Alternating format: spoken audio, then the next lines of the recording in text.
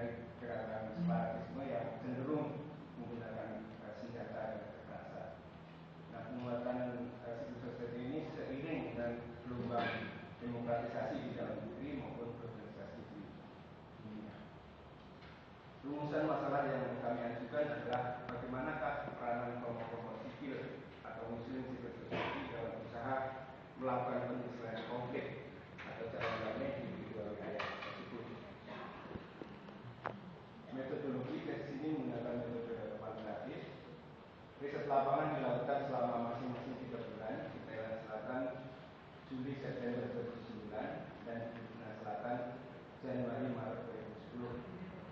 Penyajian hasil riset lapangan dalam versi ini akan menggunakan deskriptif kritis. Temuan-temuan pertama adalah menguatnya kelompok-kelompok civil society di dalam komunitas muslim di kedua wilayah itu, Thailand Selatan dan Filipina Selatan. Mereka mengambil jarak atau imparsial dari kelompok gerakan politik atau separatis. Meski demikian mereka masih ada hubungan kerjasama, tetapi tidak dalam kekerasan. Meski demikian dengan caranya sendiri mereka tetap memperjuangkan aspirasi substansial komunitas muslim. Mereka lebih mengedepankan perebutan public spirit, baik dengan mayoritas maupun dengan pemerintah pusat, dan penguatan masyarakat serta dialog ketimbang gerakan politik dan senjata. Aspirasi substantif yang dimaksud adalah terwujudnya keadilan, terutama berupa pengelolaan sumber daya alam dan pemerintahan sendiri oleh komunitas muslim di kedua wilayah itu, namun dalam lingkup negara nasional. Eksistensi mereka membantu memperkuat dialog dalam negosiasi ketimbang gerakan separatisme dan bersenjata.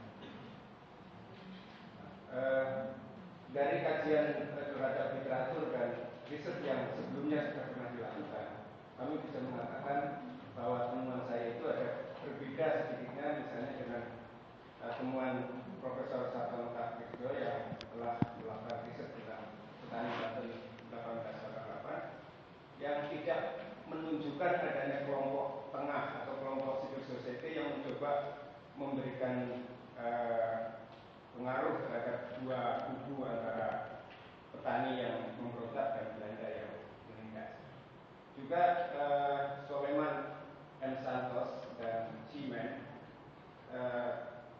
juga Proton Raya, ketiganya telah melakukan riset di dua wilayah itu dengan menempatkan gerakan separatisme sebagai satu-satunya representasi dari minoritas muslim, tidak memberikan pandangannya atau mengulas tentang adanya kelompok-kelompok netral atau civil society.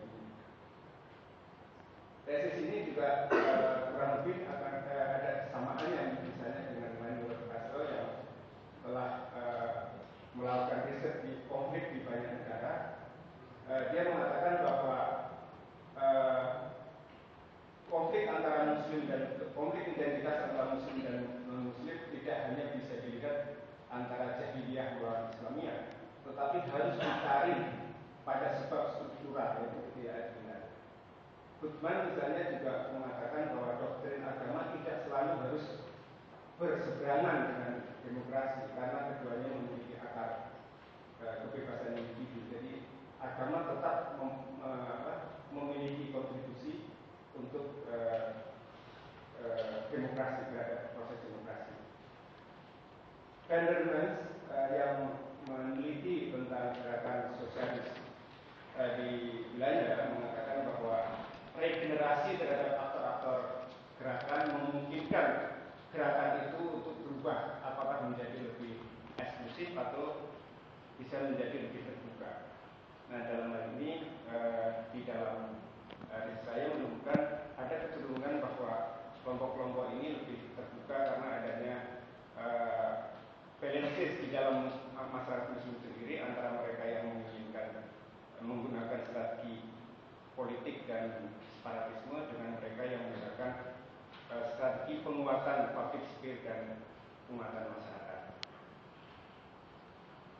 Saya kira secara singkat mungkin itu yang bisa saya sampaikan. Saya persilakan Pak Menteri pertama, Profesor Musa.